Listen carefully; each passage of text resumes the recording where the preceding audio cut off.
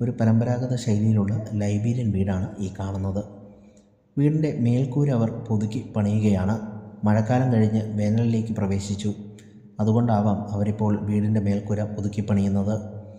തകരമാണ് ഉപയോഗിച്ചിരിക്കുന്നത്. മുൻപൊക്കെ പുല്ലോ അല്ലെങ്കിൽ അതുപോലെ മറ്റെന്തെങ്കിലും വസ്തുക്കളോ ആയിരുന്നു. നാടൻ ശൈലിയിലുള്ള നിർമ്മാണമാണ്. മരം കൊണ്ട് ഒരു സ്ട്രക്ചർ ഉണ്ടാക്കി അതിൽ ചെളി തേച്ച് പിടിപ്പിച്ച് ഉണ്ടാക്കുന്ന ഒരു നാടൻ കോൺക്രീറ്റ്. വീടിനുള്ളിൽ എപ്പോഴും തണുപ്പ് പ്രദാനം ചെയ്യാൻ ഈ നിർമ്മാണ രീതിക്ക് സാധിക്കും. മേൽക്കൂര തകരമായതുകൊണ്ട് ഇപ്പോൾ എത്രത്തോളം ചൂടിനെ പ്രതിരോധിക്കുന്നു എന്നെനിക്കറിയില്ല. എങ്കിലും പഴയ കാലത്ത് പുല്ലോ അതുപോലുള്ള വസ്തുക്കളോ ആയിരുന്നു വീടിൻ്റെ നിർമ്മാണത്തിന് മേൽക്കൂരയ്ക്ക് ഉപയോഗിച്ചിരുന്നത്. ഈ വശത്തെ ചുവരുകൾ കണ്ടാൽ വ്യക്തമായി മനസ്സിലാക്കും വീടിൻ്റെ സ്ട്രക്ചർ എത്തരത്തിലുള്ളതാണെന്ന്. എല്ലാം പ്രകൃതിദത്തമായ ഉൽപ്പന്നങ്ങളാണ്. പനമ്പും അതുപോലെ മരവും ചെളിയുമൊക്കെയാണ് ഉപയോഗിച്ചിരിക്കുന്നത്. മരത്തിൻ്റെ സ്ട്രക്ചറുകൾ തെളിഞ്ഞു കാണാം.